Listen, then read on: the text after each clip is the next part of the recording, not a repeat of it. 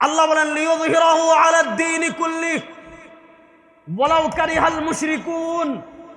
আমি ইসলাম দিয়েছি কেন জানেন? আমি সত্য ধর্ম ইসলাম দিয়েছি কেন জানেন? আল্লাহ বলেন লিইয়ুযহিরাহু আলা দ্বীনি কুল্লি। ইসলাম যখন পৃথিবীতে আসবে আর কোন মানুষের তন্ত্র মন্ত্র পৃথিবীতে থাকতে পারে না। ইসলাম আসার পর আল্লাহর নিকট একমাত্র মনোনীত ধর্মের নাম বলেন ইসলাম। আসার পর ইসলাম সব ধর্মের উপর বিজয় লাভ করবে। লিইয়ুযহিরাহু আলা দ্বীনি কুল্লি, সবার উপর বিজয় থাকবে ইসলাম। নবী বলেন আল ইসলামু ইয়ালু ওয়ালা ইউলা। ইসলাম সব সময় বিজয়ী, ইসলাম কখনো পরাজিত হয় না। হ্যাঁ, ইসলামকে যারা পরাজিত করতে চায় তারাই পরাজিত হয়, ইসলামকে কেউ পরাজিত করতে পারে না। আবু জেহেল পেরেছে? বড় আস্তে বললেন। দেখেন আল্লাহ রাব্বুল আলামিন নবীকে দ্বীনকে দিয়েছেন বিজয় করার জন্য। শুধু যদি ব্যক্তিকেন্দ্রিক দিন হতো তাহলে আল্লাহ নবীকে কি বলতেন যে আপনাকে কোরআন দিলাম, আপনাকে দ্বীন দিলাম, বাস নিজের মতো দাওয়াত দেন আর যতটুকু পারেন নিজের মতো দিন পালন করেন, আর বাস কারোর সাথে মারামারিও দরকার নাই, কারো কাছে দাওয়াত দেওয়ারও প্রয়োজন নাই, কারো প্রতিপক্ষ হওয়ার দরকার নাই, বাস মিষ্টি ইসলাম শুধু নিজে পালন করেন, নিজের ঘরে পালন করার চেষ্টা করেন। সমাজ কেমন চলে ওইটা নিয়ে আপনি মাথা ঘামানোর দরকার নাই, আইন কেমন চলে ওইটা নিয়ে আপনার মাথা ঘামানোর দরকার নাই, রাষ্ট্র কেমন চলে ওইটা নিয়ে আপনার ঘামানোর দরকার নাই। না, ওইটা পুরোহিতদের ধর্ম হতে পারে, ওইটা খ্রিস্টানদের ধর্মযাজকদের ধর্ম হতে পারে। আল্লাহ ইসলাম দিয়েছেন লিইয়ুযহিরাহু আলা দ্বীনি কুল্লি। ঘরে যেমন ইসলাম বিজয়ী, সমাজে তেমন ইসলাম বিজয়ী, আইনে তেমন ইসলাম বিজয়ী, রাষ্ট্রেও তেমন ইসলামকে বিজয় করতে হবে। না, রাষ্ট্রে ইসলাম বিজয় করার দরকার নাই। কথা খুব ভালো করে, কথা কিন্তু একটু তিতা কথা আমি বলি, বুঝছেন? এবার বলেন রাষ্ট্রে ইসলামকে বিজয় করার প্রয়োজন আছে না নাই? দেখেন যত নবী আল্লাহ পৃথিবীতে পাঠিয়েছেন, নবীরা যখন সার্বভৌমত্বের কথা বলেছেন, হযরতে মূসা আলাইহিস সালাতু ওয়াস সালাম, দেখেন আল্লাহ রাব্বুল আলামিন ওয়ালাউ কারিহাল মুশরিকুন, আল্লাহ বলেছেন আপনি যখন দ্বীনে ইসলামকে বিজয় করার চেষ্টা করবেন, লিইয়ুযহিরাহু আলা দ্বীনি কুল্লি, মানুষের তন্ত্র মন্ত্র বাদ দিয়ে ইসলামকে বিজয় করার চেষ্টা করবেন, সবার আগে গায়ে লাগবে কাফেরদের। ওয়ালাউ কারিহাল মুশরিকুন, মুশরিকরা সেটা কখনো মেনে নিবে। দেখেন আল্লাহ রাব্বুল আলামিন নবী মূসার থেকে শুরু করি, আল্লাহ এই আয়াতের আগে হযরতে ঈসা আলাইহিস সালামের কথা বলেছেন, আল্লাহ এই আয়াতের আগে হযরতে মূসা আলাইহিস সালামের কথা বলেছেন।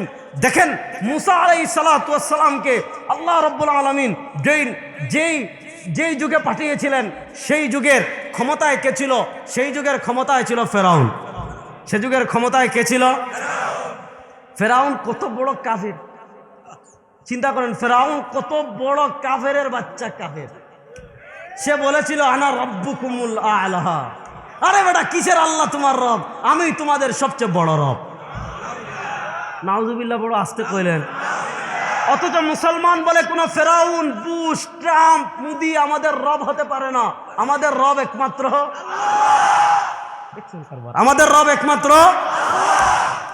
দেখেন মূসা আলাইহিস সালাতু ওয়াস সালাম প্রথম যখন তাওহীদের দাওয়াত দিলেন, লা ইলাহা ইল্লাল্লাহ, না তোমাদের রব ফেরাউন হতে পারে না, ফেরাউন কখনো তোমাদের রব হতে পারে না, তোমাদের রব একমাত্র আল্লাহ।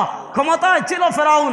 হযরতে মূসা আলাইহিস সালামের ধর্মকে, দ্বীন হানিফকে, সত্য ধর্মকে পৃথিবী থেকে মুছে দেওয়ার জন্য এমন কোনো ষড়যন্ত্র নাই, ফেরাউন করে নয়। ফেরাউন চেয়েছিল অত্যাচার করে মিশর থেকে ইসলামকে বিদায় করে দিবে, ফেরাউন চেয়েছিল অত্যাচার করে মূসাকে থামিয়ে দিবে, ফেরাউন চেয়েছিল জুলুম করে বনি ইসরাইল থেকে ইসলামকে বিদায় করে দিবে। কিন্তু না, আল্লাহ ইসলামকে প্রেরণ করেছেন প্রতিষ্ঠা করার জন্য। ফেরাউন পৃথিবী থেকে হারিয়ে গিয়েছে, মূসা পৃথিবীতে আসেন না নাই? মূসা আসেন বলতে মূসার ইসলামের আদর্শ পৃথিবীতে আসে না নাই? মূসার আদর্শ ছিল লা ইলাহা ইল্লাল্লাহ। বলেন মূসার আদর্শ ছিল লা ইলাহা ইল্লাল্লাহ। মূসা আলাইহিস সালাতু ওয়াস সালাম যখন দাওয়াত দেওয়া শুরু করেছিলেন, তৎকালীন যুগের কাফেরেরা মূসা আলাইহিস সালাতু ওয়াস সালামকে ভালোবাসা দিয়েছে না অত্যাচার করে মূসাকে থামিয়ে দেওয়ার চেষ্টা করেছে? আল্লাহ রাব্বুল আলামিন বলেন মূসা আলাইহিস সালাম তার সম্প্রদায়কে তখন কি বলেন? قال موسى لقومه يا قوم لم تؤذونني وقد تعلمون أني رسول الله إليكم। হযরতে মূসা বলেন, ওই কাফেরেরা, এই ইয়া কওমি লিমা তুযুনানি, হে আমার সম্প্রদায়, তোমরা কেন আমাকে কষ্ট দাও? ওয়াকাদ তা'লামুনা আন্নী রাসূলুল্লাহি ইলাইকুম, অথচ তোমরা জানো আন্নী রাসূলুল্লাহি ইলাইকুম, আমি তো আল্লাহর পক্ষ থেকে তোমাদের কাছে প্রেরিত সত্য নবী। তোমরা জানার পরও কেন আমার উপর অত্যাচার করো? দেখেন, একটা হলো ইকরার, জানা, কাফেররাও জানে আসমান সৃষ্টি করেছেন কে, কিন্তু এটা ঈমান না, বুঝেন? একটা হলো ঈমান আর একটা হলো জানা। আল্লাহ বলেন, ওয়ালা ইন সাআলতাহুম মান খালাকাস সামাওয়াতি ওয়াল আরদ, যদি আপনি কাফেরদেরকে জিজ্ঞাসা করেন আসমান জমিন সৃষ্টি করেছেন কে, লা ইয়াকুলুন্নাল্লাহ, তারাও বলবে আসমান জমিন সৃষ্টি করেছেন কে। একটা হলো ইকরার আর একটা হলো ঈমান। দেখেন, নবী করিম ইসলামের চাচা আবু তালেব, তিনি জানতেন তার ভাতিজা হক। জানতেন কি জানতেন না? আবু তালেব জানতেন তার ভাতিজা যেই ধর্মের দাওয়াত দেন সেই ধর্ম সত্য, কিন্তু জানা এটা যথেষ্ট না। একটা হইল ঈমান, আরেকটা হইল জানা।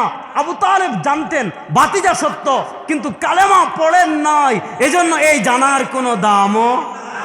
এজন্য কাফেররা যেহেতু আল্লাহর রুবুবিয়ত স্বীকার করে না, আল্লাহর উলুহিয়ত স্বীকার করে না, এজন্য তারা জানে এটা আল্লাহ ছাড়া আর কেউ বানাতে পারবে না। এই জানাটা কখনো তাদের ঈমানের জন্য যথেষ্ট।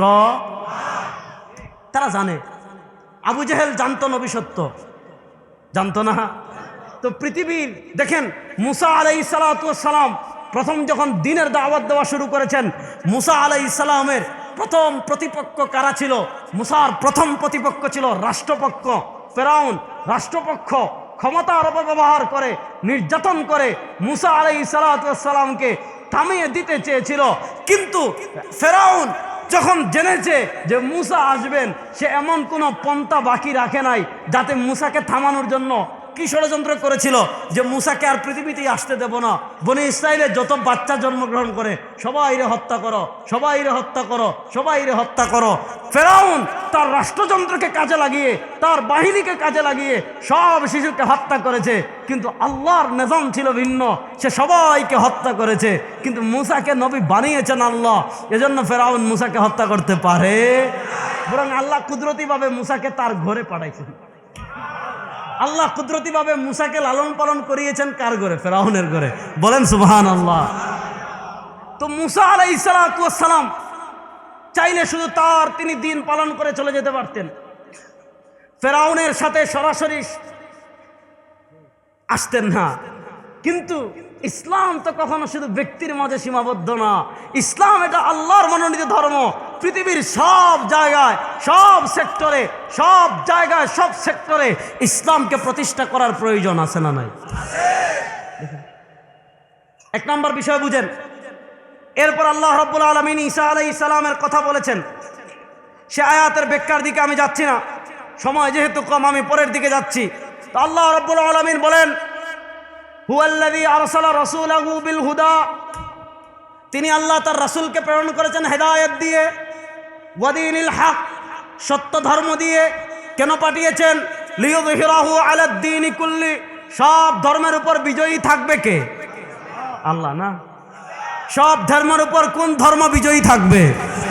ও বাংলাদেশের মুসলমান, ও নোয়াখালীর মুসলমান, বলেন আল্লাহ রাব্বুল আলামিন দিন বিজয়ের যে মেহনত, নবী করিম সাল্লাল্লাহু আলাইহি ওয়াসাল্লাম যখন ইসলামের দাওয়াত দেওয়া শুরু করেছিলেন, তখন আরবের রাষ্ট্রের ক্ষমতায় ছিল, মক্কার ক্ষমতায় ছিল আবু জাহেল, মক্কার ক্ষমতায় ছিল উতবা, মক্কার ক্ষমতায় ছিল সায়বা, মক্কার ক্ষমতায় ছিল উমাইয়া, মক্কার ক্ষমতায় ছিল রবিআ, মক্কার ক্ষমতায় ছিল মুগীরা।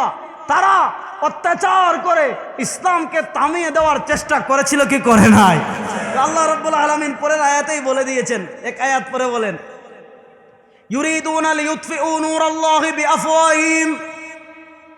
আমার নবীর সাথে মাত্র কয়েকজন সাহাবী, মাত্র কয়েকজন সাহাবী, আল্লাহ নবী সাল্লাল্লাহু আলাইহি ওয়াসাল্লাম যখন দাওয়াত দেওয়া শুরু করলেন যে হে কাফেরেরা, তোমরা যে লাত মূর্তির পূজা করো, ওই লাত তোমাদেরকে মুক্তি দিতে পারবে না। তোমরা যে মানাত মূর্তির পূজা করো, ওই মানাত মূর্তি তোমাদেরকে মুক্তি দিতে পারবে না। তোমরা যে হুবাল মূর্তির পূজা করো, ওই হুবাল মূর্তি তোমাদেরকে মুক্তি দিতে পারবে না। ইয়া আইয়ুহান নাস কুলু লা ইলাহা ইল্লাল্লাহ তুফলিহুন।